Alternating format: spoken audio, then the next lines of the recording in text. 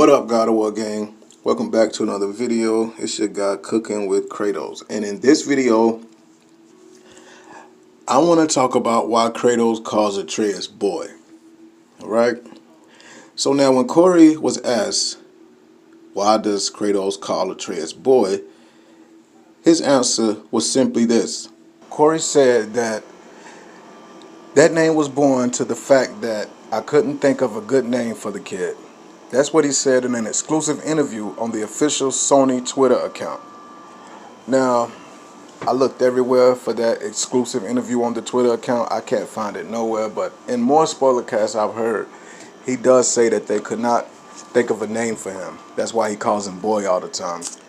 However, I don't believe that. I don't believe that Corey and these amazing writers couldn't come up with a name for Atreus. There's just no way. And when you think about it, neither do you. You see, I believe that the writers purposely makes Kratos call Atreus boy because Kratos knows that Atreus is just that. He is a boy. He's simply a boy to Kratos in the beginning. But as time goes on and he becomes a teacher to this quote-unquote boy, and the boy becomes more of his son, which is why at the end of the game, we get this special scene in dialogue. We do it together, son. Now that is amazing storytelling, man. Understand that the writers are using what we writers call in our lifetime lines. Alright? And anyone that's a writer could identify with that. I myself am a writer. I write all kind of music, man. And what the writers are using, again, are in our lifetime lines. That's what we in my culture call it. Meaning we take specific events from our lifetime and place them into our stories. It makes them resonate with others in their lifetime experiences. You see, it's not going to make much sense to the average player, but to another writer such as myself and others, it all adds up. See, check this out. Here, I'll give you another example. Here goes another example that was placed specifically in the game for other writers to pick up on. Think about the boat ride home. Actually, two boat rides. Here's a small one, but a very big one. Notice in the beginning of the game, when they cut down the tree and they get in the boat, Kratos says to Atreus, or should I say, Atreus says to Kratos, Father? What? Did something change? The forest feels different now. Everything is different, boy. Try not to dwell on it. Yes, sir. You see, that right there is the writers saying this whole game is different. You know what I'm saying? Now, to the player, it's just like, okay, the forest feels different, cool. But really, as the writers are doing it, everything in this game is different. So try not to dwell on it. All right? It's not going to be the same God of War that you're used to playing for all of the returning fans. However, the average player is not going to think about that. You know what I'm saying? So another one we got is about the boat ride when we're going home and we see Athena in the boat, right? In this particular line, this dialogue is very serious because Kratos says this. Athena, get out of my head. You see, Kratos says this. Specifically, the writers make him say, get out of my head.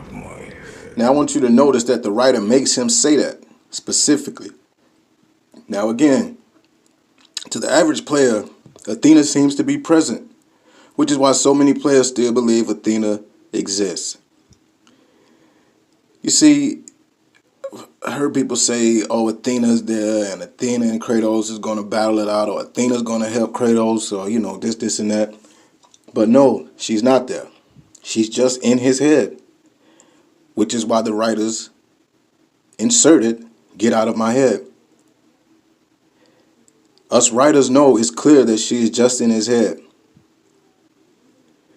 Therefore, when Athena is at the door and she says, teacher, husband, father. Right there is the word father that gets Kratos back to the illusion that is in his head. That's what triggers him. Meaning that specific statement is a foreshadow that Kratos is not Loki's biological father. Because again, remember guys, Athena is in his head. So it's his very own thoughts saying this to him. And this is why he looks back at the illusion in his mind saying, pretend to be everything you are Pretend not. to be everything Teacher, you are not. husband, father. Teacher, husband, But hey, that's not even all though, bro. father. There's actually more evidence to support this. And that's here. Boy, the longer you wait to tell him his true nature, the more damage you do. He will resent you, and you may lose him forever. And also here. He doesn't know, does he? About your true nature? Or his own? That is none of your concern. The gods of these realms don't take kindly to outsiders. Trust me, guys, I'm not taking none of this out of context. I'm actually placing it in its correct context. Just ask yourself, how does Mimir and Freya know that Kratos hasn't told Atreus he's a god? You see, that's a personal relationship secret that only Kratos and Atreus would know. Unless, of course, you believe that Mimir and Freya have mind-reading abilities. But no. Come on. It's simply because Atreus, well, it's simply because they're not referring to godhood, okay? When they say the boy's true nature, or the boy doesn't know, they're not referring to godhood. They're referring to Atreus being the son of someone else. Now, in my opinion, I believe he's the son of Odin. And I believe that Atreus is destined to become the rageful monster of this pantheon the same way Kratos was to the Greece pantheon. This is why Freya says this. The boy's true nature, your true nature, fights within him. Understand that what she is referring to is the rage inside of Atreus. This is what he displays towards Sindri. This is what he displays while stabbing Modi. And Mimir, he knows that the real Loki is not the sweet kid worried about a boar. Or should I say, Freya knows that the real Loki is not some sweet kid worried about a boar. And Mimir knows that this real Loki is not some kid just trying to spread some ashes. No, the real Loki is the destroyer of this pantheon. He is destined to destroy this whole pantheon. And guess what, guys? The giants knew this also. Now, I have to take back my previous theory about Thor killing the giants. Nah. I have to go away from that. You know what I'm saying? I was wrong now. Because it wasn't Thor that was the one that killed the giants. In fact, it was Faye who killed them. And let me explain. She killed them to protect this child. This is why we get this scene right here. Look. She's arguing with a bunch of giants. This is the giants. Right here, as you can clearly see, it's kind of like they telling her to leave, get out. It's, you know what I'm saying? They like pointing for her to leave. So it's kind of the conversation of going like, you know, they arguing or they tell her something and it's like, no, leave here. But before she does, though, she destroys every last one of them. But she only kills them to protect not only Atreus, but to protect this world. Because she knows Loki is destined to destroy it. You see, she knows this. This is why Kratos was brung here. He was brung here to change this. This explains the wolves bringing him to this land, man. You don't really want war, do you, Kratos? And I also believe, bro, that in the game Ragnarok, when we do play it, when we play Ragnarok, Kratos and Atreus are going to find out that Loki, Atreus, is destined to destroy this world. That's why you get this dialogue from the trailer. Fate only binds you if you let it.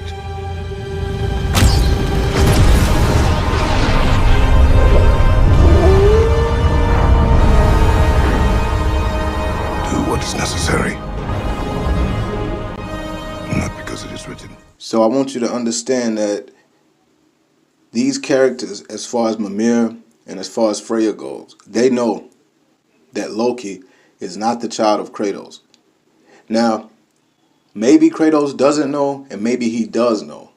But again, it's the writers tricking me at this point because they make Kratos say this.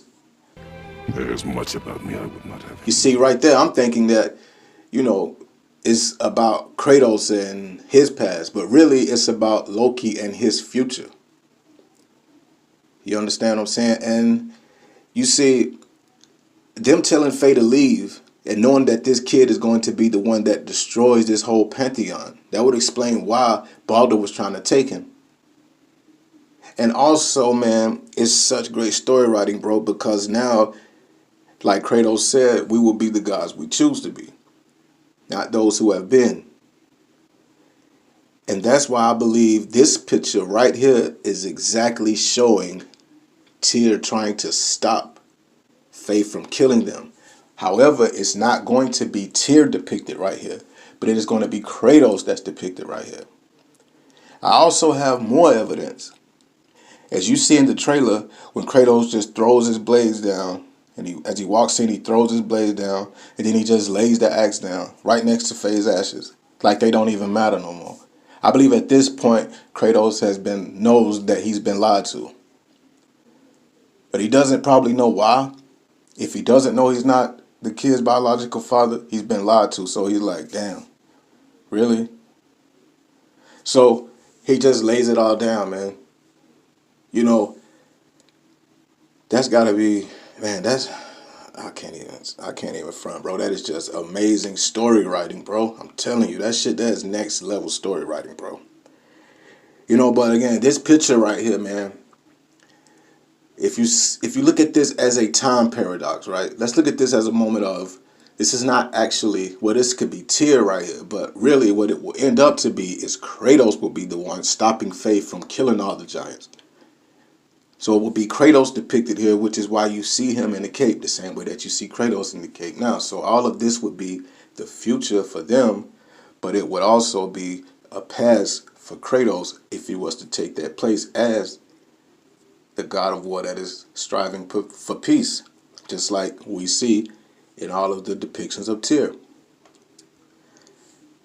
Speaking of a time paradox, I want you guys to really look at the trailer. When you look at Tyr in this trailer, we see Tyr right here chained up, right?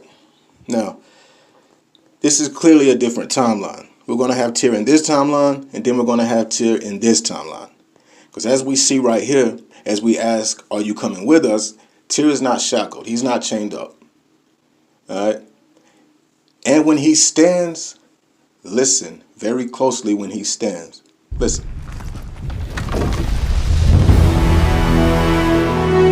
You can clearly hear he is standing on a boat, a ship of some sort, because you hear the screeching on the floor. Listen. So that right there lets me know that this is a totally different Tyr that is actually on the boat that he travels on. As you see the nets behind him. So this is a whole different timeline than the Tyr that we set free. Maybe this happens before Tyr is even captured. All right?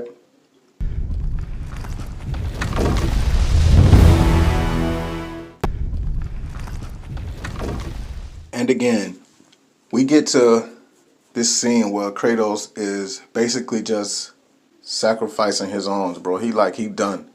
All right. That moment is going to be very powerful to the player, I believe, man. And let me tell you something else, man. When it comes to this Thor versus Kratos thing, I've already told you guys, bro. Thor is going to beat the brakes off Kratos, dude.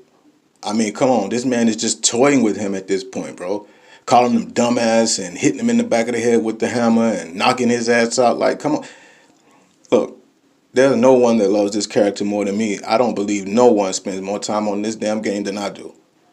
So when I tell you that Kratos going to get his ass beat by Thor, that's just what it is. You know what I'm saying? Don't believe me.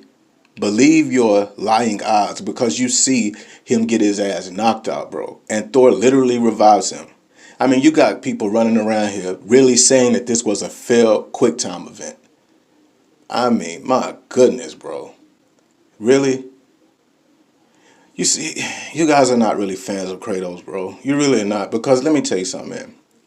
First of all, and another thing, when I say Kratos is going to die by the hands of Freya, right, when I show you this clearly as day, and you say Kratos can't die by no damn turtle, and he literally killed Kronos and this, of course he did all of that, bro. He did do all of that. But are you forgetting the main thing that he had, bro? Hope is what makes us strong. He was able to destroy all of these people because he had the power of hope. He no longer possesses that. Hope is very powerful, man. This is why Athena says, That was meant for me. They will not know what to do with it. you see that, man? They will not know what to do with it. That's how strong hope is, man. And no, we don't know what to do with it. Because we sit here and say the most dumbest shit ever. When we want something to go right, what do we say? Oh, man, I hope it works. Oh, man, I hope I make it. Oh, man, I hope. No. Hope is the powerfulest thing ever, bro. And we don't even know how to use it. That's why she said they will not know what to do with it. And we don't know what to do with it. But I digress. That's a whole nother video. Now, like I said, you guys, if you were real Kratos fans, bro, then you would want him to rest. This guy has been living for thousands and thousands and thousands of years, man. He slaughtered his family. He has to wear their ashes. He's lived and been just through so much, bro. Why do you not want him to rest? Why do you think Kratos says this to Atreus? Being a god, it can be a lifetime of anguish and tragedy. That is the curse. That is the curse. It can be a lifetime of anguish and tragedy. That is the curse, man. And why do you think Corey said this? You know, Kratos' sort of true desires right here. Find your way home. You're free. You are free. That's all he wants. Like, she got what he could never get. Oh, guys, one more thing. It just came to my attention. So when I was trying to make this video, I was trying to find, the scene where Corey said that they couldn't think of a name for Atreus. That's why they called him Boy. So when I went and watched the Raising Kratos documentary again, I noticed that in the beginning of the documentary, they always called Atreus the son. You know what I'm saying? Like, he said he couldn't think of a name, so he just called him the son and the son and the son or whatever. Check this out, bro. What if, just think about it like this, though. What if he changed it from Kratos saying boy all the time? What if he changed him? What if Kratos was really saying son all the time, right? And what if Corey stopped saying that? Because, actually, think about it like this. Skull and Hanti chases what? The sun and the moon. Kratos and Atreus, what? The sun and the moon. That is just, bruh. Santa Monica should really hire me, bro. You see how I just came up with that shit metaphorically, man? That's what I mean by when I say I be writing, man. Yeah, so Atreus is the sun and Kratos is the moon. See his skin? The color of the moon. Atreus the sun. Alright, man, I'm out, bro. See you in the next one. Peace.